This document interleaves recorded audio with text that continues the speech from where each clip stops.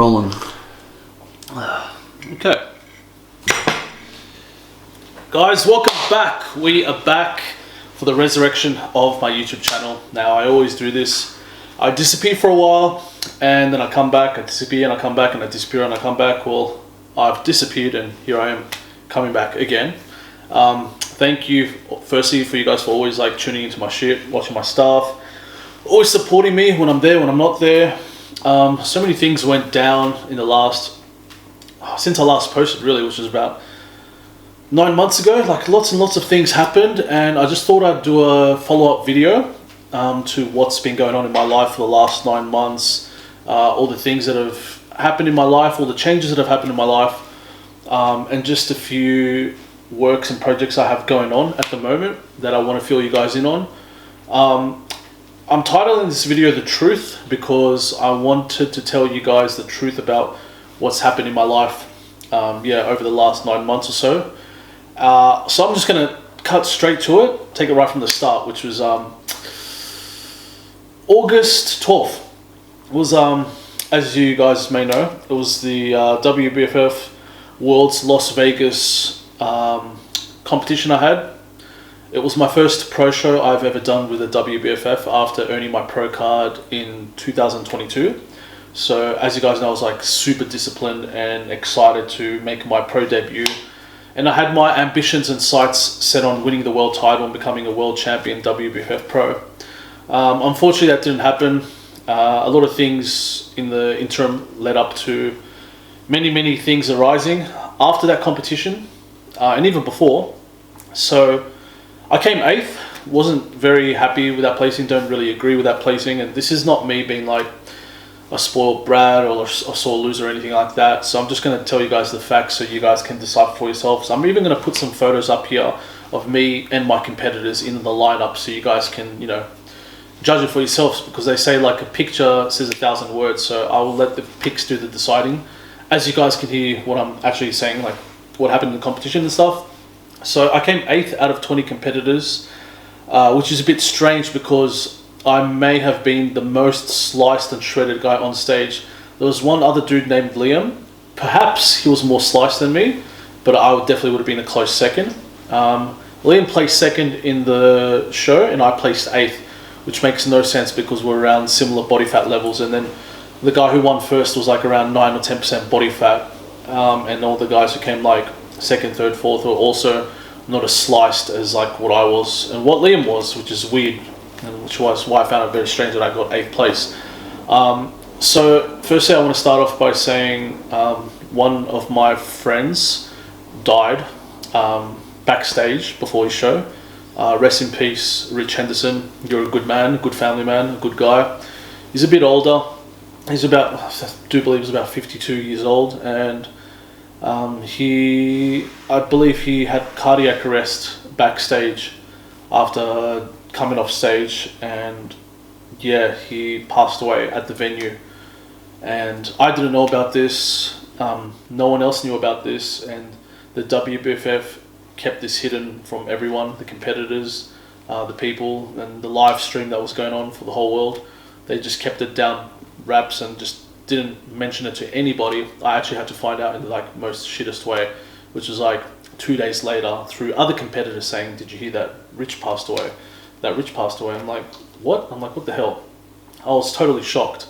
So I heard the news from other competitors, and then it did the rounds, and then it was so bad that WBFF copped so much criticism and flack online from many people, many TikTokers, many YouTubers, many Instagrammers, and yeah, they were just basically, criticized for not bloody doing the right thing in Rich's death. They were criticized for not addressing it then and there, not doing a tribute to Rich at the show that he so much gave his whole life up for competing, and the Federation WBFF. They didn't mention anything of him at the stage, after the stage, nothing, didn't make no tribute to him whatsoever.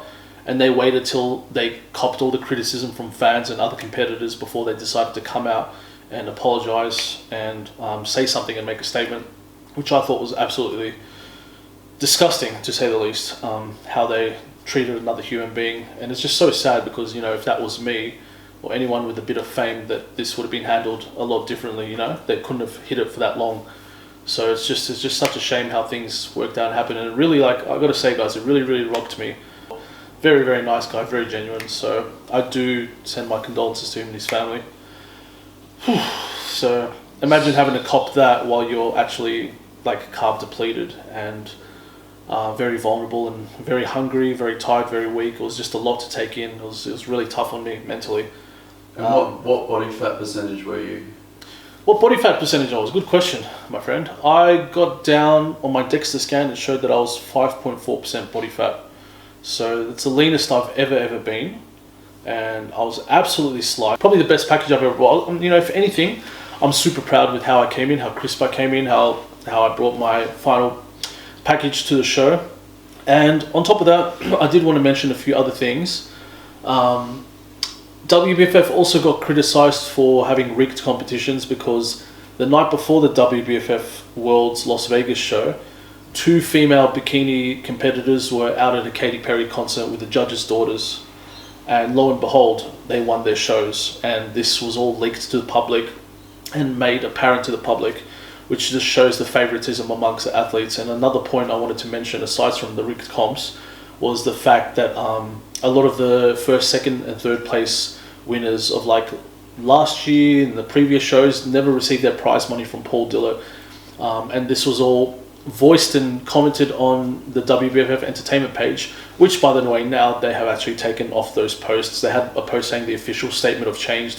They copped so much criticism that they made an official statement of change saying that Paul and Alison can't be the judges of their comps and that, you know, they're gonna have scorecards, because they didn't even have scorecards. You couldn't even ask for feedback or your score. You know, it's just, what kind of a show is that? It's just bullshit. So they came out with all these statements of change and an apology video, and now, like, I just checked on the Instagram, they've actually deleted them and just forgotten all of this happened and just try to just move along like everything's well and good. So I just wanted to say that I was very, very proud to earn the WBFF Pro card. WBFF Australia is in no way a reflection of WBFF Worlds Las Vegas, and I had some of the best years with them competing and earning my Pro card and becoming a WBFF Pro, which was a huge milestone in my career. A really, really awesome thing and benchmark that I achieved. Yeah, so guys, we weren't allowed to take any photos, any videos, not only at the show, but also at the hotel that we were staying at where the show was hosted. We weren't allowed to do photos, videos, no social media, none of the sorts. I remember asking for permission months before doing the show, can I please record footage for my YouTube channel and for my followers, for you guys to see. And I didn't even get a reply back. Not a yes, not a no, just completely ignored. Just absolutely asked me. You train hard all year, you prep for 4 months, you can't even take photos or videos of yourself unless you get it through the sponsored agencies, you know, like the sponsored photographers, the makeup, hair, and all that is just for money. And then they would charge a crazy price. It was like $300 just to get your spray tan, and like $500 USD just to get your makeup, and like $250 USD just to get like one shitty little video of you on stage. So it's all just one big money making scheme, and you're essentially punished if you didn't use the sponsors and the relevant agencies that were with the WBFF. And there's also messages that were leaked by the athletes of Paul saying he's going to punish his athletes and they will be dealt with if they don't go through the nominated sponsors that the show has. So it's all just one big money making scheme. The whole thing costed me, like, including like the food, the transport, the registration competitive, the drugs, all that shit. It costed me like over 20 grand just to find out that I was in a rigged competition, which sucks. But you know what? On to bigger and better things. I'm now going to be making my debut in the IFBB, either men's physique or classic physique at the end of the year, depending on how much size and how big I can get. So my coach will be following me closely, and we'll assess closer to the end of the year. So whatever, you know, I got the pro card in WBFF. If I can get the pro card in IFBB, then that's awesome. That'll be a blessing in itself. You know, 2 pro cards, 2 federations, I'd be a happy man. So we'll see how that goes. Stream as well, so all my fans and friends and family, the ones, some of you guys may have seen it, purchased the live stream, and a lot of people's live streams weren't working during the show. It was slow, it was lagging. Some people had to repurchase twice, and it was just poor quality.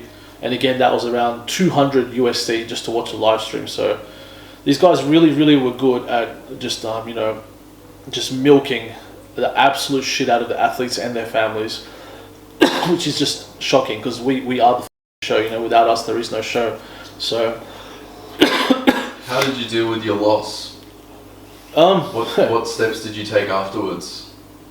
Dude, I just try to shut it out. That's why I really haven't mentioned it, even to you guys. This is like my first video, like literally 7-8 months later talking about it. I didn't deal with it that well. My mental health suffered a lot. I found it very hard to get back into training, to get back on my feet, to get back into a rhythm of eating clean again. And these are things that not many people talk about, like body dysmorphia and post-comp blues and how to come out of a competition and just readjusting to like the real world. That shit was all tough for me. So I actually want to do a video about that separately and talk about body dysmorphia and how to transition from the competitive era in my life into the real world and how you guys can adopt the same measures so you don't go through what I did and have the post-comp blues. Because let me tell you, that shit's real, man. I hit some low lows and yeah, just happy to be out of that now. It was really tough at the time. Yeah, but moving on from that, I did get some footage in Las Vegas, in Mexico. I was in Las Vegas for a month. I was in LA for about 3 weeks and I was in Mexico for about 2 weeks. So I was away for about 2 months overseas in LA, Vegas and Mexico. I had a mad time. Recorded some footage in Mexico, which I'm going to post in the video after this, which you guys can see. Just visiting restaurants, giving reviews and just eating, mostly just eating and just enjoying my life, enjoying myself. And yeah, Mexico was sick. I actually stayed in Tulum, guys. It was absolutely amazing. Just be careful with the stray dogs. Those are crazy. Yeah, so I did that and it was all good and dandy. And now, what have we got on the agenda for this year? So a few things have changed. I'm in a relationship now. I have been almost for a year now. I've kept it pretty low key. You guys may or may not have seen it on Instagram. I've posted like maybe 1 or 2 photos. And that's really good. I'm really happy. It's a really good period in my life. She's an amazing girl and we live together now and things are progressing very well. So I'm very happy and grateful for that. Aside from that, I am going to Turkey in 3 weeks time. I'm going to get my bottom teeth veneered, so I'm going to fix my teeth. And after Turkey, I will be going to Japan. So I do plan to blog everything for you guys so you guys can see everything, my journey, my trip, and just show you a little bit more of what I do overseas so you guys can get a glimpse and a view into my life. What's next for you? So what's next for me? Obviously I'm still wanting to do what I do with my competitive career. I'm 38, I just turned 38. I still want to give myself another 3-4 years to try earn the IFBB Pro card. I'm in the peak of my life in terms of my physique and my musculature, so I just want to see how far I can take it. I want to revamp my YouTube channel, so that's why I'm back again, guys. See how far I go this time before I disappear again. And I also want to be more active on TikTok and just keep growing the socials and just keep expanding the Ziz and Chest Bra brand and name and cementing my brother's legacy and keep cementing my own. So aside from that, just got a few trips planned this year. Like I said, Turkey, Japan. I want to go Mexico end of the year. I came back from Bali actually 2 months ago, which was fucking sick. I had a mad time in Bali. And yeah, that's pretty much it, guys. It's the life of me. You guys will get a view and a glimpse into what I do day to day. It's always different, but relatively the same, in and out, like just doing my businesses and running my brands online through my phone. Aesthetic Cosmetics, Exclusive Subs, Subversion Fitness, and Legacy Physiques, my online coaching. So I just do all that still on my phone, and in my spare time I'll be eating, training, sleeping, playing video games. Got a PS5 now. Shout out to my girlfriend for getting me one. Very happy with that. And yeah, I've on top of that just really focusing on my recovery now that I'm getting a little bit older, focusing on more sleep, longevity. I'm doing swimming 2-3 times a week, sauna sessions 4-5 days a week. And I've actually bought a sauna, funny enough, and I've installed it upstairs on my balcony. And I want to give you guys a tour of my house because now that I'm living with a female, it's a little bit different to what you guys may or may not remember. And once the sauna is fully set up upstairs, I'm going to show you guys the setup that I've done, like my little recovery station upstairs, and give you a glimpse and view of the house. Yeah, so aside from that, I just want to say again, thank you guys for coming back to my channel.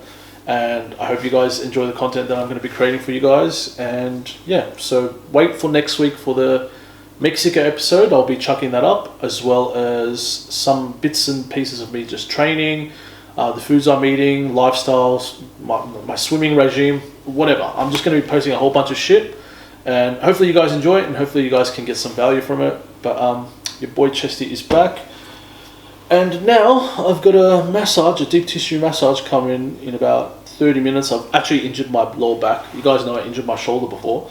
Now it's my lower back, and the shit just keeps coming, but it's not too bad. It's just a strain. So I got my guy Vinny coming over here to deep tissue and dry needle my back just to make me feel a bit better.